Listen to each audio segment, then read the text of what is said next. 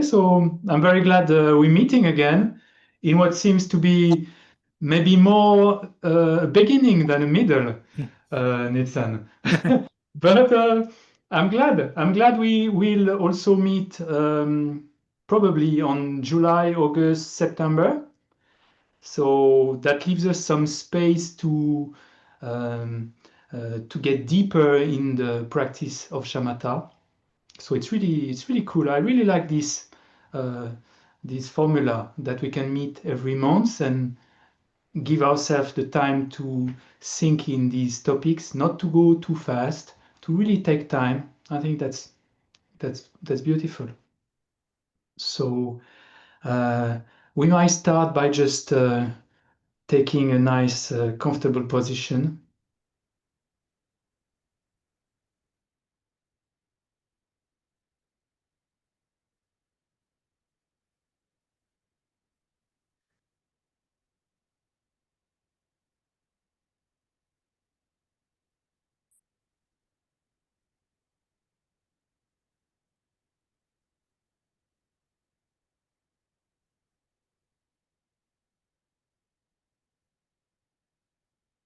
And try to witness how does it feel, the perspective of having to abide. That's going to be a bit the theme of today, abiding. How does it feel that we have to abide in one activity, training our mindfulness and concentration? How does it feel that we have 1 hour to train for that, to abide? Is it easy for us to abide after this day, our multiple activities, our job, the traffic jams, whatever?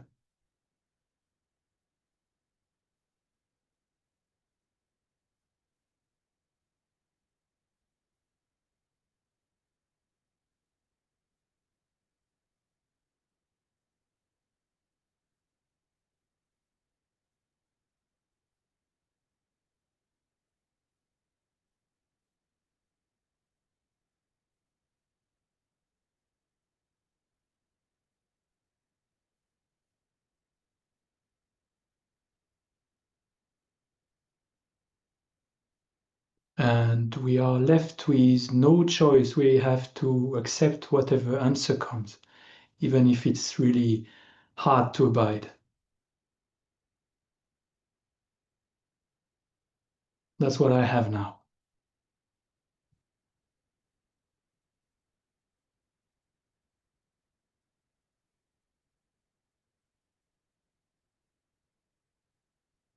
And that's why I train also.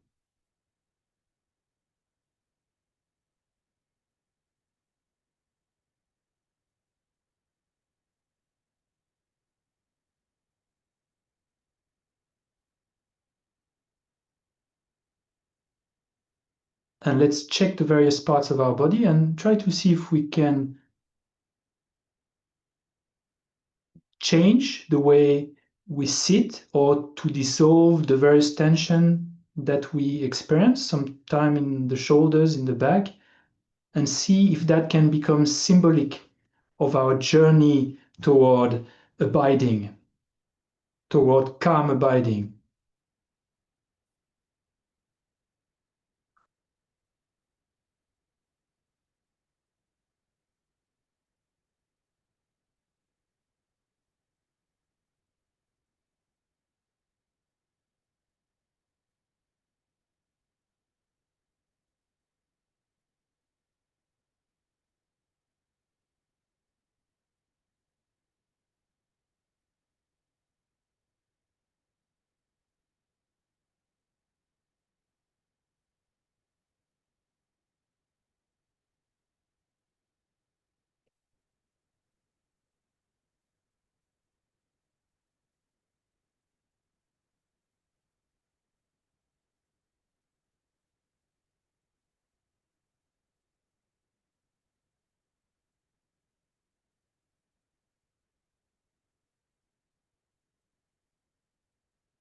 And we shift from many activities to just one.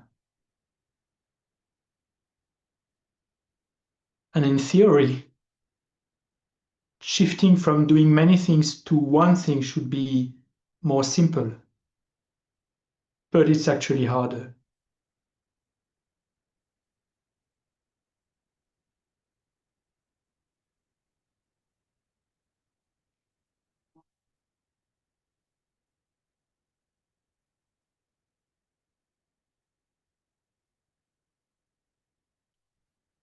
So let's slowly connect to our body.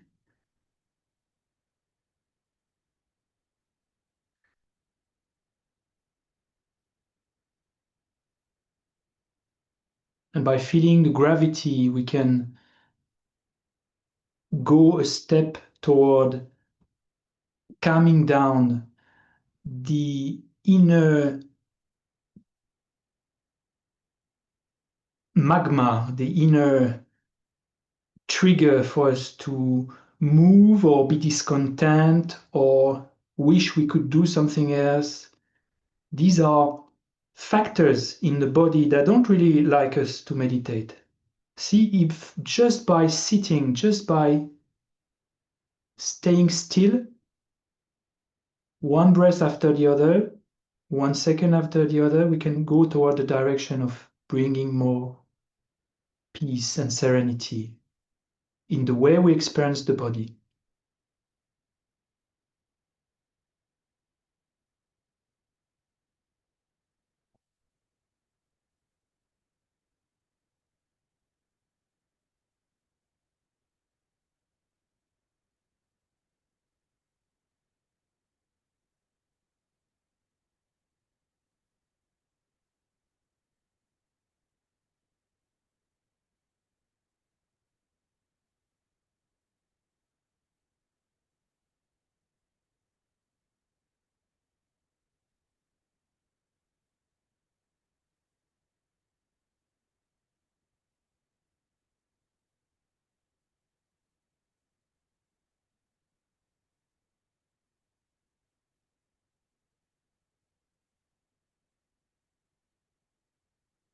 And for this short session, let's just establish our intention.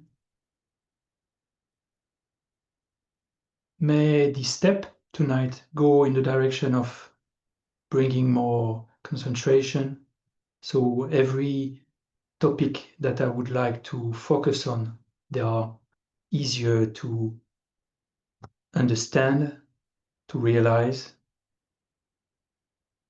It's easier for me to develop a stronger experiential taste.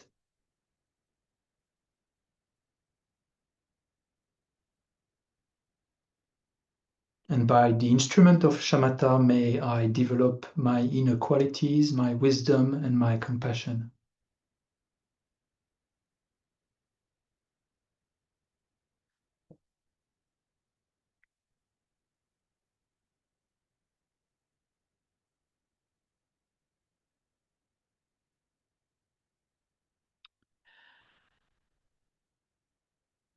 Okay.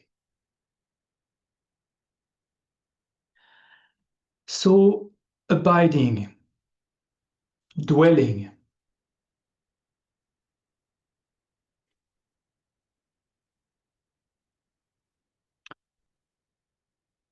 You probably remember the qualities and benefits of training into shamatha. We are more happy, our mind is more pliant, we have less stress and disturbing emotion, what we do is stronger, etc., etc. Well, who would say no to any of these qualities? Who would say, oh, no, I don't think I'm really into these. No, being more happy, no, I don't think. We cannot not be enthusiastic about these things when they are presented like that. To effortlessly reach a point where we can understand emptiness, to be really peaceful, that's really something we could not discard. Say, no, no, I don't want that. And Nonetheless, that's what we could reflect on at multiple occasions to initiate an inner aspiration for shamatha.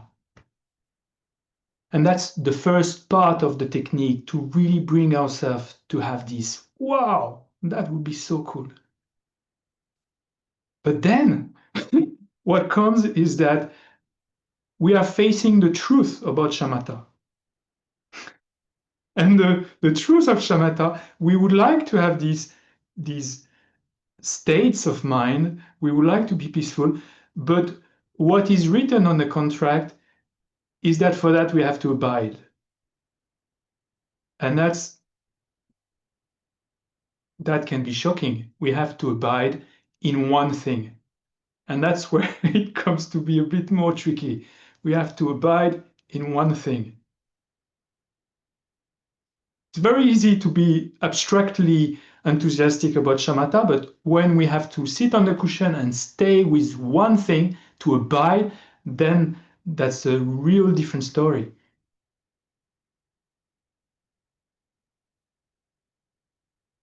I sit on the cushion and I can abide for 20 seconds, but then after, no, I don't want to abide anymore. There are much more things I would like to abide on. And actually, it's very nice to abide on one thing and then to change to another thing. But here, the contract is, okay, to reach shamatha, we have to be willing to abide for longer and longer duration. And it crossed my mind 1 week ago that in my practice, it's really like cycles. Time in which I really am more enthusiastic about abiding, and some time where I'm not so much. I would like to get to be closer to shamatha, to this state, but do I really want to dwell with one thing? Not so much. And then I witness my mind, I'm sitting on the cushion, and then I would say, okay, where's my phone? I don't abide in the meditation right now. It's fine. I've done already 5 minutes, and it's okay. And it's very nice to not abide sometime. And as long as this system of value has not been changed, it's very hard for us to find mindfulness. So that's the topic of this session. I hope it's not redundant for you, but I think it's also nice to really see what it takes to develop mindfulness. And it really takes to stay with one thing, to do one job. How do we like to do one thing at a time? How much do we do that during our day? How long can we stay in one task without moving to another? When we work and we are checking email, how long can we do that without any external stimuli, without going to the net, or without how long do we train in our daily life to just do one thing for an extended duration of time? That's what I'm asking myself often. Do I really wish to stay long and long? Because imagine those who are on the verge of reaching shamatha, they can stay multiple hours. So before their session, they are not afraid of thinking, I'm going to dwell massively in 4 hours, absolutely no distraction. And they want that. They aspire for that. They have this wholehearted wish, oh, I wish I could dwell. But me, how much do I wish to dwell in shamatha? Which means how much I want to dwell with the breath after I pass like 2 minutes with the breath, and I say, okay, well, that's fine. I think I've circled around the breath. I understood what is the breath. Now let's shift to something else. So that's really what we could work on, to reestablish a deep wish for abiding. Because imagine we have this wish for abiding. Then if the session is long, it doesn't matter much, because we have this, ooh, wow, I'm going to stay for long. So obviously we must not indulge in very long session if the mind is too scattered, that's for sure, because otherwise joyous effort is going to decay. But at the same time, the intention is the wish to abide. Why? Because the wish to abide, it's discordant with distraction.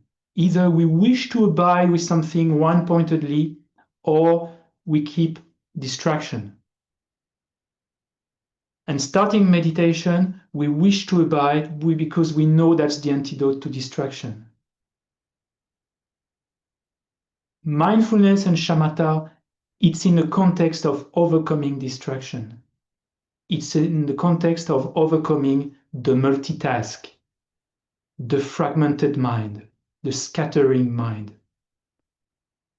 And if we like shamatha, but we don't really want to abide, it means we have to restore the wish for mindfulness, or not forgetting the object. And that's really tricky, because here, that's really the practice, to abide.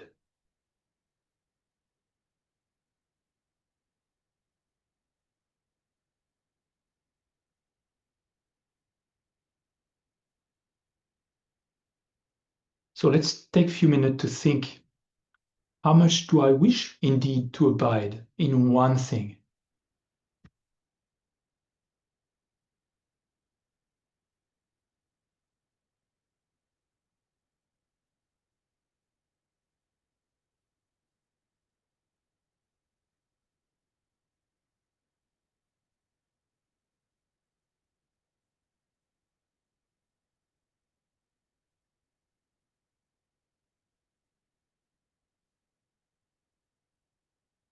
And beyond words, is there an inner joyous aspiration for abiding and doing one thing for an extended duration of time?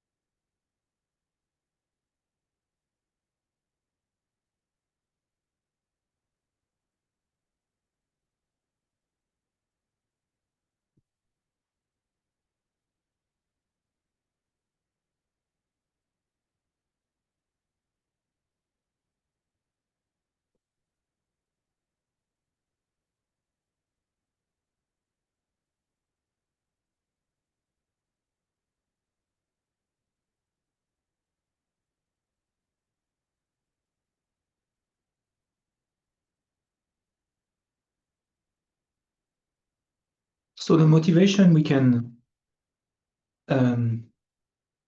produce for abiding can be taken from seeing the problem of distraction, and two, seeing the quality of abiding. So the qualities of abiding, they're great.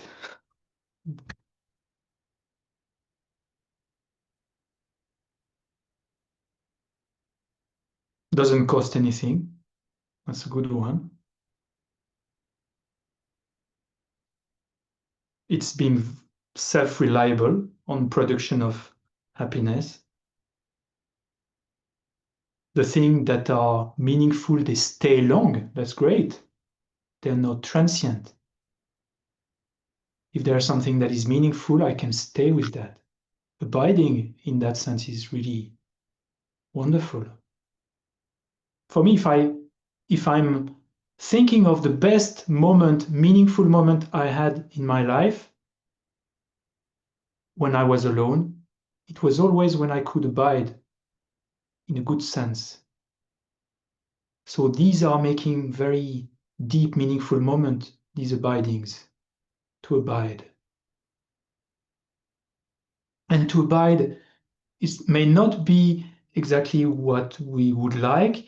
It's a discipline also to abide, but when we manage to do that, then it's so comfortable not to have constant wish to do something, to process, to anticipate, that's such a burden.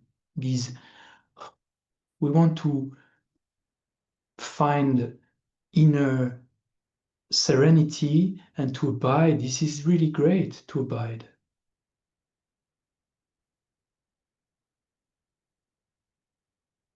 If we wish ourselves to be happy or others to be happy, we can wish them to abide in happiness, to have long-lasting stream of joy.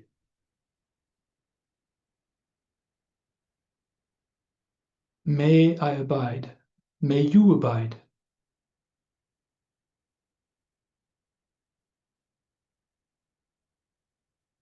And despite things being impermanent, we can abide. Buddha's mind is impermanent, but he abides non-stop, with no end.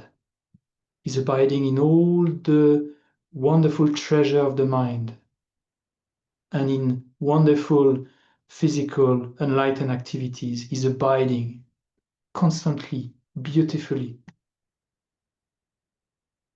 There's not a moment when the mind of a Buddha deviates in senseless chatter or inappropriate bodily behavior. He's abiding constantly, abiding. It's wonderful to abide in what is meaningful. So in the exercise that you did with Yael, we were mostly establishing the very good, strong basis on meditation on the breath. So for that, you made the test between just being with the senses and exploring the various parts of the breath. In, out breath, long, short. So in some sense, as long as we keep doing that, we are abiding already with the breath.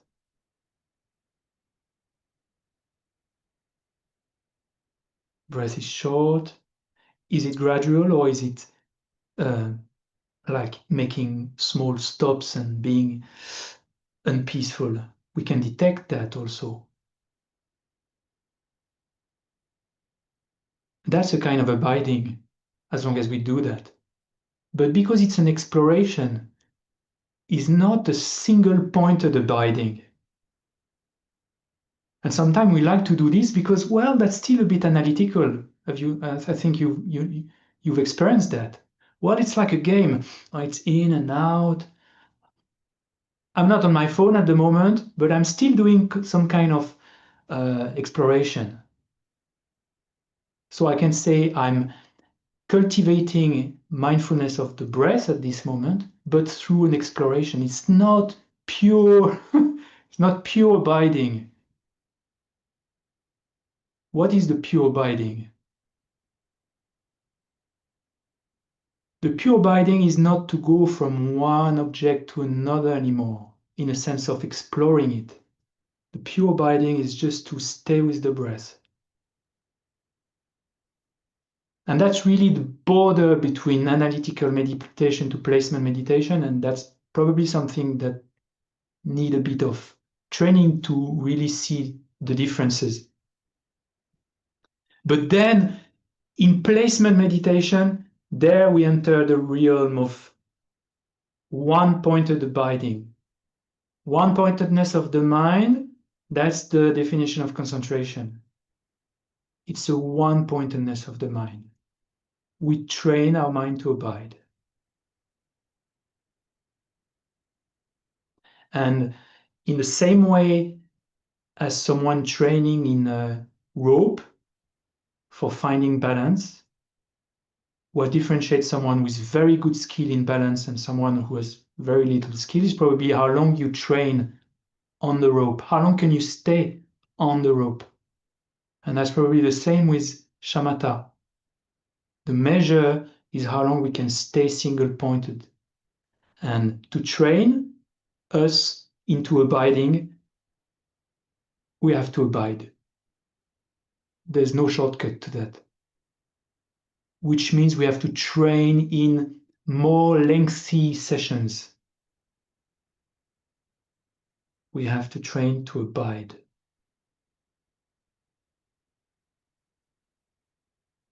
So when we establish mindfulness on the breath, we explore. We can do small session, it's fine, because here we want to make clear in our mind what is the breath. We want to find clearly object of meditation, and at the same time trigger the mental clarity that will greatly help in the practice. And once this is done, we have to enter the realm of single-pointed placement meditation.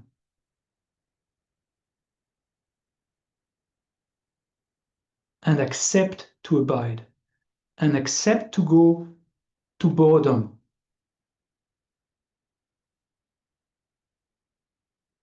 I've heard recently on a very impressive talk on someone who was quitting social media. And he was saying, yeah, when we are very distracted, we're not bored anymore, but we need boredom.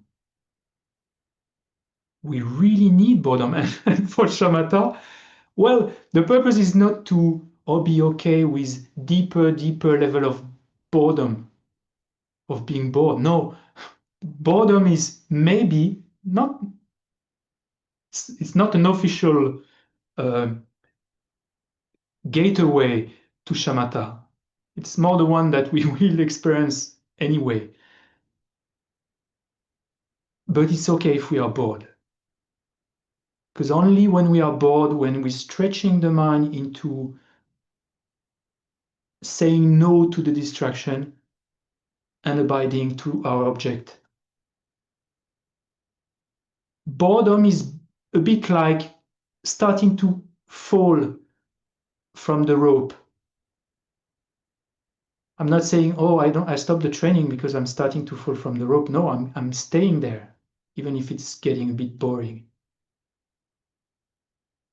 And that's a subtle balance to find, because we must not dive too much in boredom, because otherwise we're going to lose joyous effect. But we have at one point to face it and to say, okay, that's part of the training. For me to abide, I have to stay with the object. So what we're going to do now is we're going to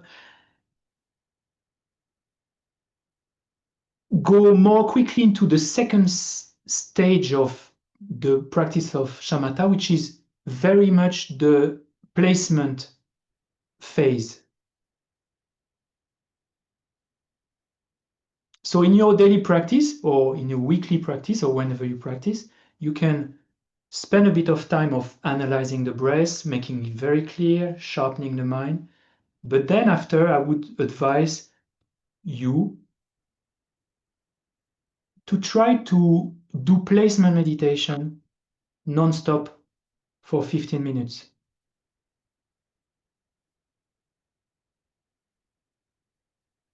Because this will really be the training of shamatha. Before is the preparatory step, but the real training of placement meditation starts when we stop to analyze the object, we stop to dive in every part of the breath. We have a sense of being a bit at a distance, and we stay. And there is the one-pointedness coming.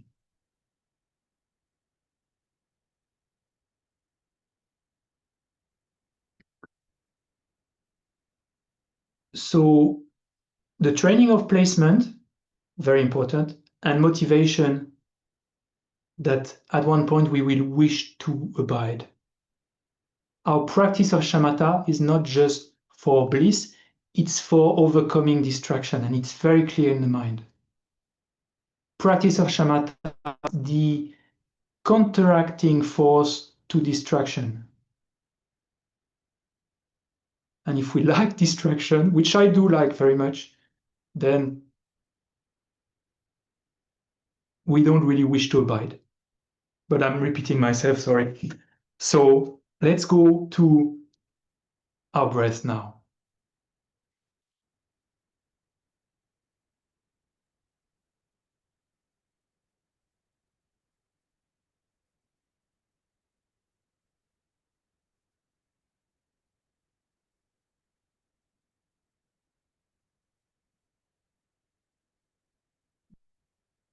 And because we like sometimes a bit of amusement, or at least in an activity that seems boring, at least to do something exciting, we could have the tendency, even in the breath, to say, okay, I'm going to start to label in and out and long and short, which we did before. No, this time one pointed, which means we just are aware of breathing and we dwell. We abide with the breath at a distance with a very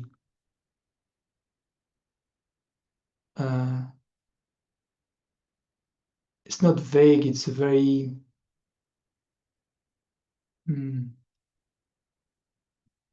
gentle way of apprehending the breath, not wishing for high definition. Let's try.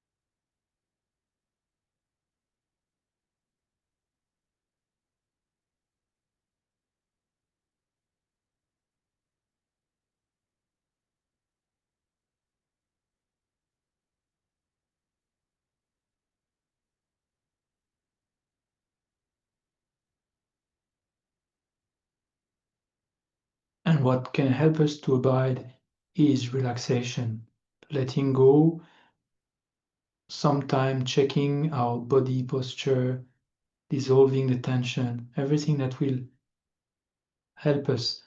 Think of what could help you to abide. While you stay with the breath, what can help you? Because maybe you have answers that I don't have at the moment. Little triggers. Is it to be just a bit lowering the head, breathing a bit differently? What could it be that would help me to abide?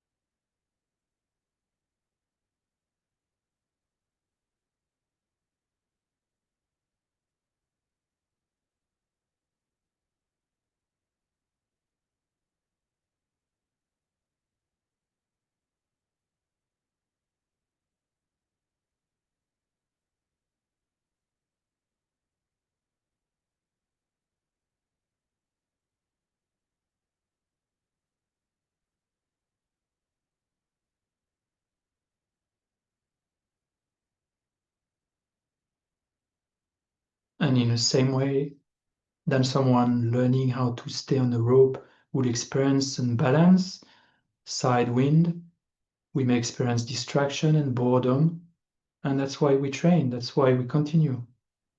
These are okay.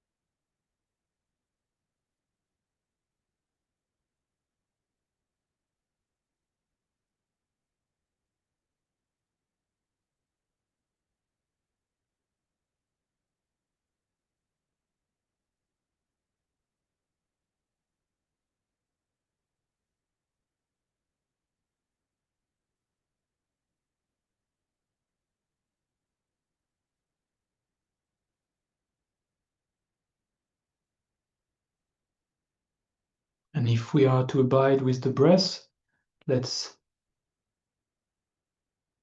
breathe in a way that we would like to stay with.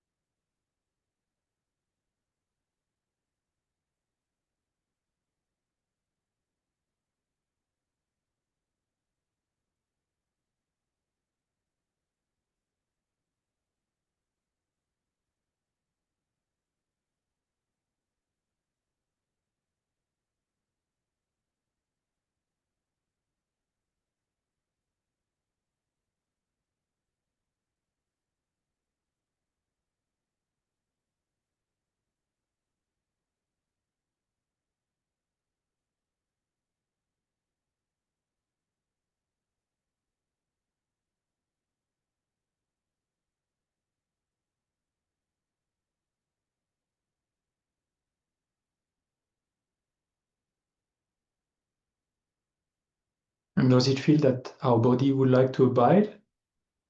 Or do we feel that there's an inner turmoil,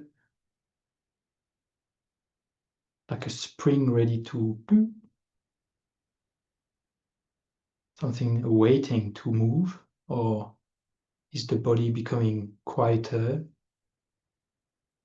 The body itself also dwelling in stillness.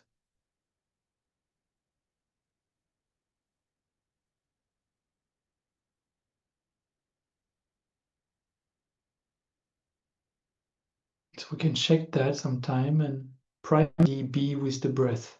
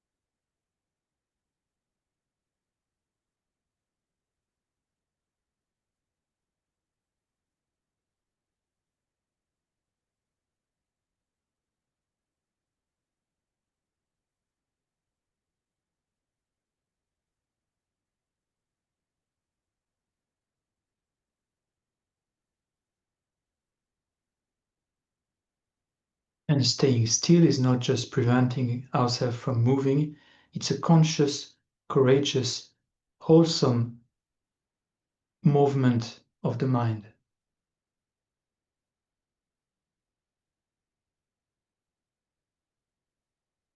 Dwelling is freedom.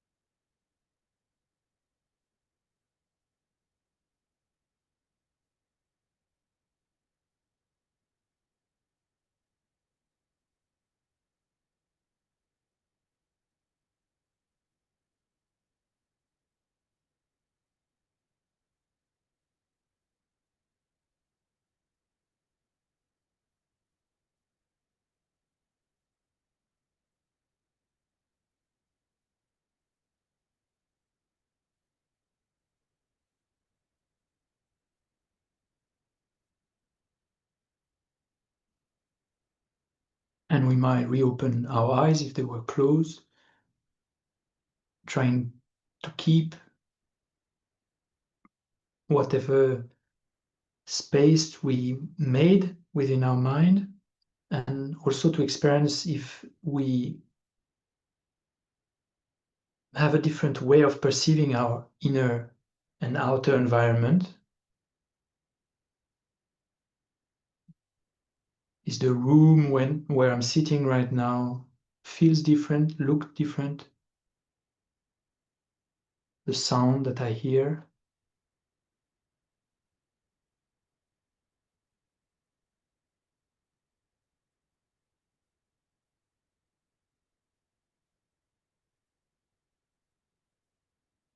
Does it feel that the external world is more inviting to dwell than before?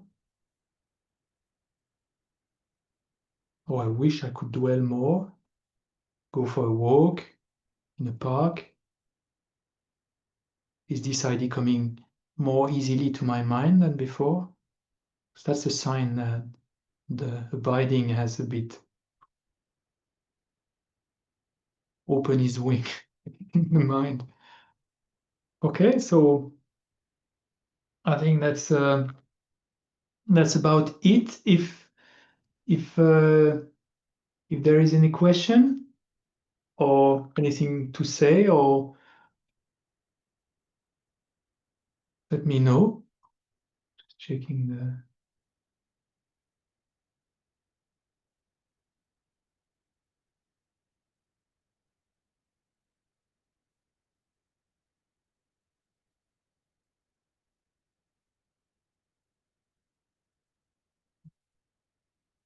Related to your practice. It can be anything from how can I find time, or what should I be doing, or I don't know if I can answer that, but really anything, or something you would like to share about meditation in general, or this meditation, or I don't see all the participants. I don't know so much. Yes, Edith, you can talk. I can ask something? Yes. Hi, François. Hello, Edith. Hi. I don't know if I'm doing something wrong, because somehow I dwell, or just I feel like I'm lying, like I'm resting on my breath somehow, and I'm there. Somehow it's easier for me to practice that than to if I understand it, the placement or concentrate or analyze my breath or any other object is more difficult, and I have more distractions. But this thing is easier for me. So maybe I'm doing something wrong, because you said first I have to learn how to analyze and learn how to kind of know the object and then dwell. So is it something wrong that I'm doing in the process? Because this is easier for me. You mean it's easier for you to do the placement part? No, to do this part. Which? The dwelling part. Well, the dwelling part is the placement part. Oh, okay. It's really, this is really dwelling one-pointedly in a way that's non-analytical anymore, at least not on the object. Well, we'll see in the coming session about vigilance. That is a kind of exploration, but that will assist dwelling on one object, will not trigger extra thoughts, or it will really help in the process of making our mind more focused. So is this what you said? This is the part of dwelling on the breath that's easier for you? I just feel that I'm not actually looking or analyzing the breath. I'm just resting. I'm just kind of let myself fall kind of into the breath and just be there. Well, wonderful. No, but you said that's first, the aim of the practice, Edith. That's really that I'm really glad for you. This is it. This is what, yeah. But you didn't say that it's the opposite. That first I have to kind of count like without distractions. Yeah, if it can help. Okay, what I would like to tell you is that every individual is very different. There are some that, because their mind is very analytical on a daily basis, the analytical is very easy for them, but at one point it's making the mind a bit tense. And then for those, it's harder to maybe focus, but that will be very beneficial. There are those who have somehow more ease to be dwelling, But the analytical mind that will be helpful after for vigilance to notice what's happening and to direct the mind into concentration, this analytical mind is a bit difficult. sleepy. It's a bit difficult. And there's a sutra in the Pali tradition that is called the Agi Sutra. When you have a fire that's almost dying, you don't push water into it.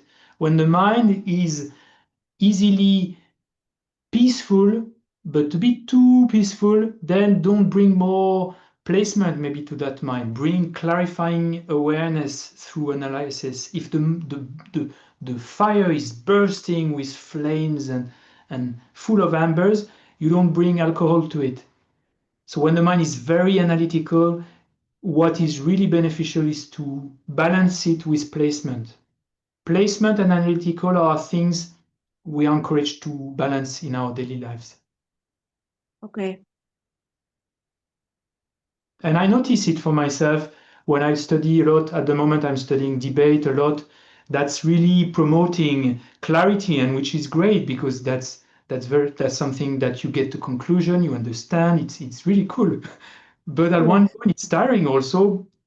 This is not the tiring part. It turns to decay into tiredness and tension. So then really to abide within one thing, it's hard when the mind is very much into analysis. It's really hard because the mind has, oh, I want to put something to work on. I have to do this. No, you're abiding, just abiding. But that will really help afterwards analysis because the mind will restore strength, peacefulness, clarity also, and stability. Thank you. You're welcome, Edith. Thank you. We have Rachel, I think. Yes, Rachel. François, hi. So, Thank you. I wanted to ask, there are times that it's hard for me to finish the time that I decided to meditate, like 12 minutes, and I feel that I want before to finish and to stop. And then try to force myself, or sometimes I just stop. And I don't know, because if I'm thinking about other areas in my life, like if I'm going to run, and I decided to run 3 kilometers, so I will finish even if it's hard for me, most of the time. And I feel I don't know what's happened to me, and I wanted to ask about it. Yeah, that's sometimes for those who do sport a lot, we think we can duplicate, copy paste. Okay, today my training into shamatha is gonna be 1 hour in the first week, then I'll 10 minutes in every, and then in 1 year I will reach 4 hours.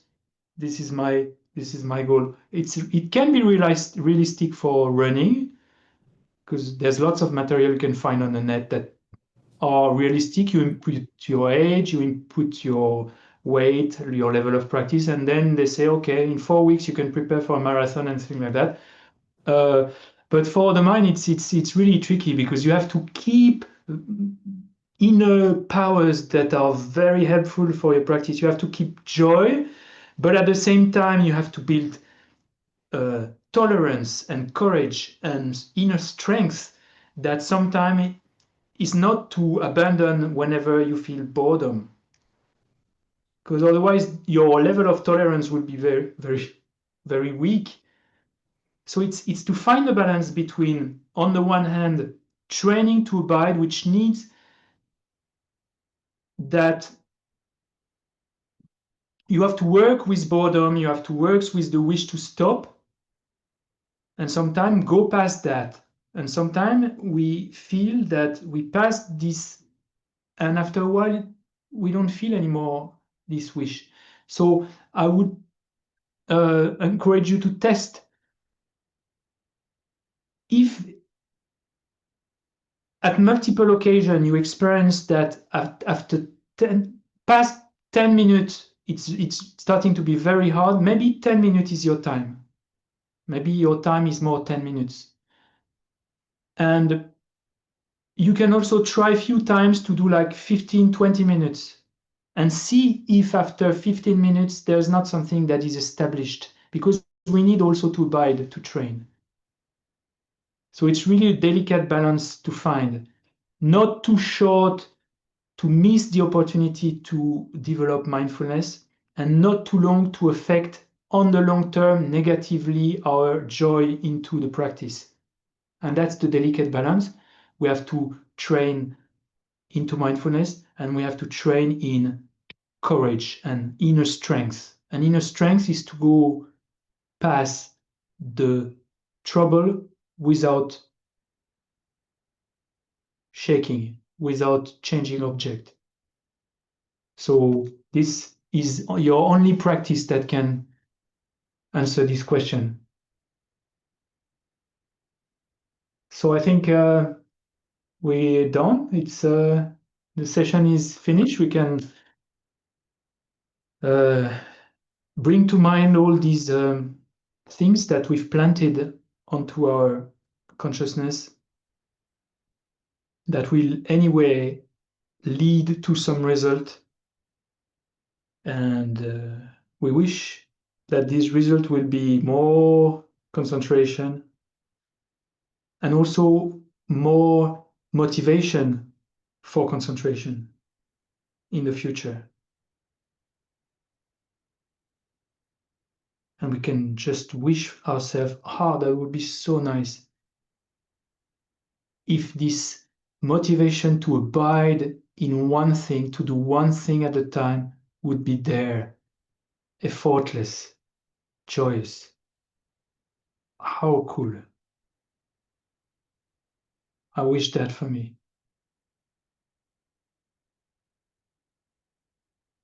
And through shamatha, through this technique, may I be able to make my mind a garden of compassion and love and wisdom. And invite all beings there.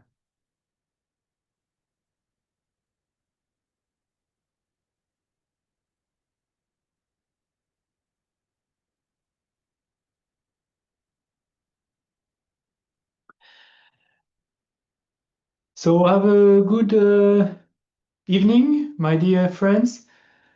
I will see you in 1 month. Thank you, Shantideva. Thank you, San. Thank you, Yael, so much.